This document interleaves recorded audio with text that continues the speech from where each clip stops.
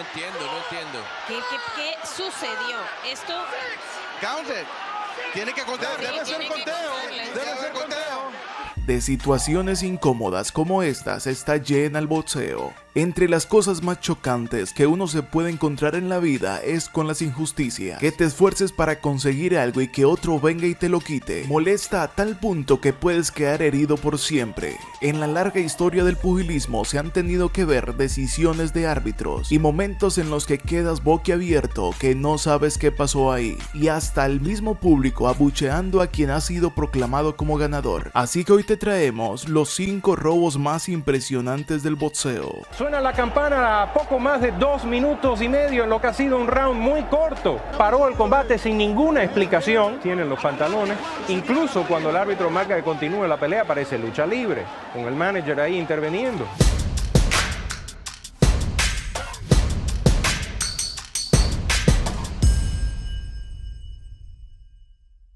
Número 5. Luis Ángel Firpo vs Jack Dempsey. Lo que fue proclamado como el robo del siglo, hoy lo podemos seguir diciendo. Tal vez fue llamado el robo del siglo porque fue el primer gran acontecimiento o gran robo que sucedió en el boxeo, que fue conocido a nivel mundial. El protagonista, el argentino Luis Ángel Firpo, en 1923 se encontró contra la figura estadounidense Jack Dempsey. El combate llevado a cabo en Nueva York reunió 85,000 espectadores, convirtiéndose en una corta batalla en el ring. Hacia el final del primer round llegó el momento en el que quedaría inmortalizado para la historia, que el Toro de Junín derribó en 7 oportunidades a Jack Dempsey. Nadie podía creer que la gran estrella estadounidense caía al suelo tantas veces. El argentino estaba aplastando al norteamericano. Uno de esos golpes fue tan contundente que Dempsey cayó fuera del ring sobre los fotógrafos, alcanzando a golpearse la cabeza con una máquina de escribir.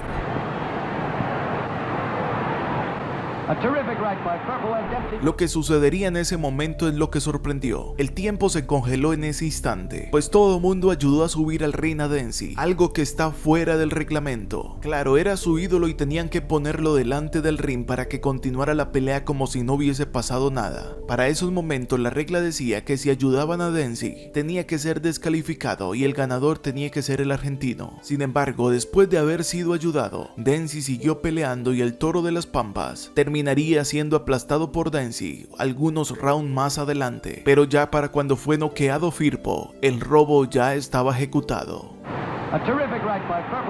Número 4. Julio César Chávez vs Pernell Whitaker. En este caso, esta pelea toca fibras, pues Julio César es uno de los peleadores más queridos en México y en Latinoamérica, y es difícil aceptar que un día los árbitros beneficiaron su carrera. Esto solamente me hace recordar de algunos especialistas que hablaban algún tiempo, decían que a veces los pugilistas no tienen nada que ver cuando se les da una pelea a favor, simplemente a veces ocurren cosas detrás del ring en las que el púgil está totalmente inocente, aunque no en todos los casos, hay que decirlo. Para 1993, Julio César tenía un récord de 83 peleas, en donde no había perdido ni siquiera una. Whitaker para el momento tenía 33 peleas en su haber, y solamente había perdido una, pelea que fue contra José Luis Ramírez. Ese día contra Julio César peleaba por el título de la WC categoría peso welter, y casi desde principio a fin, Pernell Whitaker mostró tener más dominio.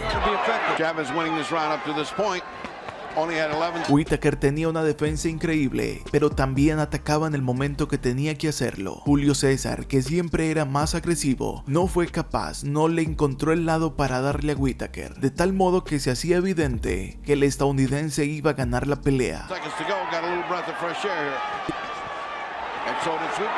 Una vez terminada la pelea, parecía ser que estaba más que dicho. Whitaker había ganado el encuentro, pero había que esperar la decisión de los árbitros. Después de los 12 rounds, con el asombro de Whitaker, se dio como empate la pelea.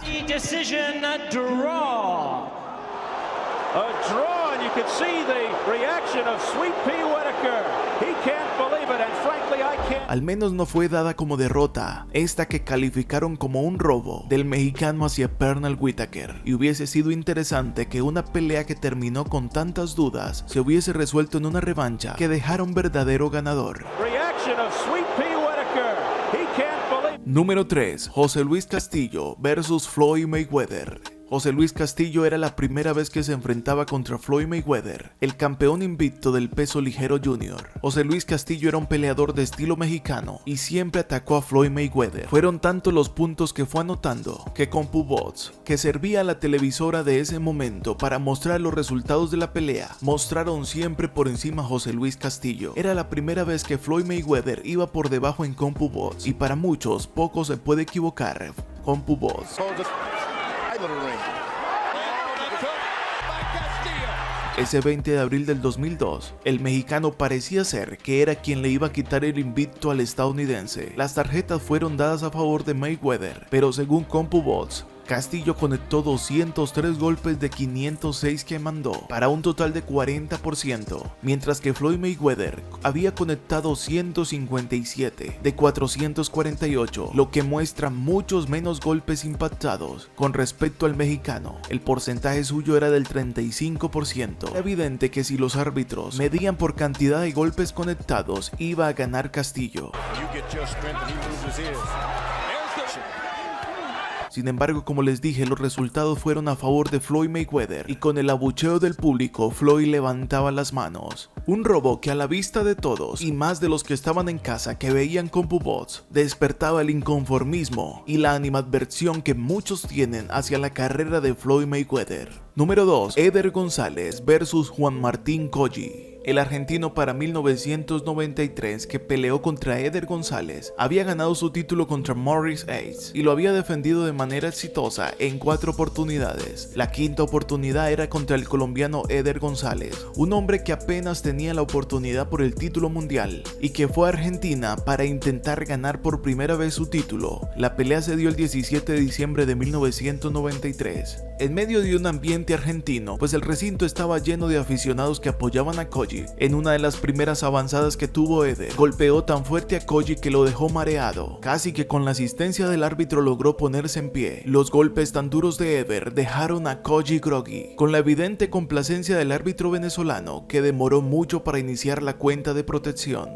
Hasta el manager de Colli subió al ring e intentó sostener del vestuario a Colli. En esa pelea pasó de todo, hasta hubo un momento en el que sonó la campana cuando ni siquiera era momento de que sonara. Suena la campana a poco más de 2 minutos y medio en lo que ha sido un round muy corto. El segundo round tenía que estar todavía en acción. Momento paró el combate sin ninguna explicación. Y para sumarle algo más, se dio más tiempo de descanso, así que Colli tuvo más tiempo para recuperarse. Ustedes el tiempo que queda en el reloj todavía.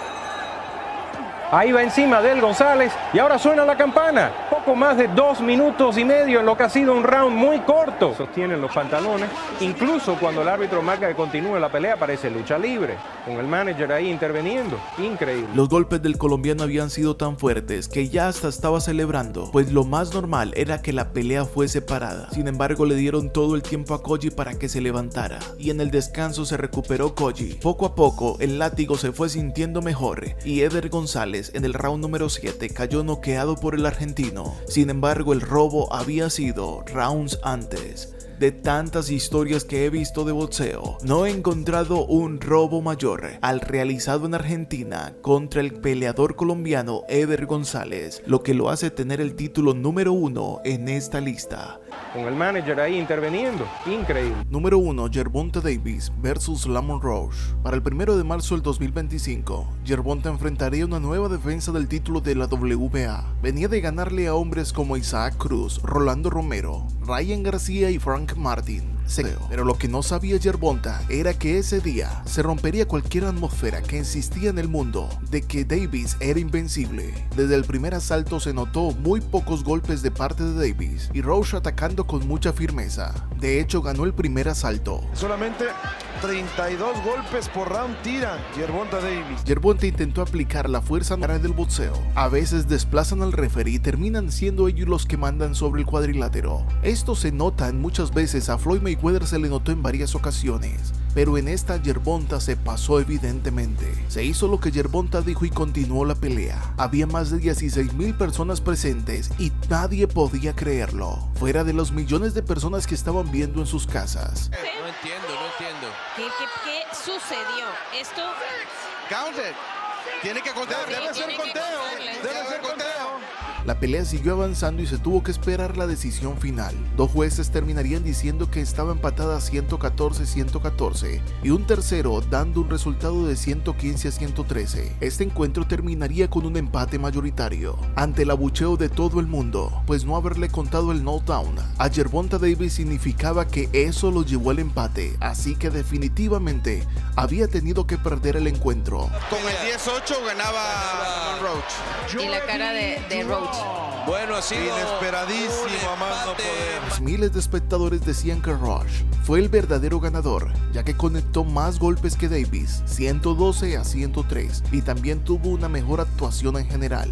Definitivamente, esto fue llevarse un empate descaradamente ante millones de personas, cuando realmente lo que Gervonta se merecía era su primera derrota. Si te gustó este video, entonces suscríbete para que nos veamos en el siguiente video, solo si Dios lo permite. Bye.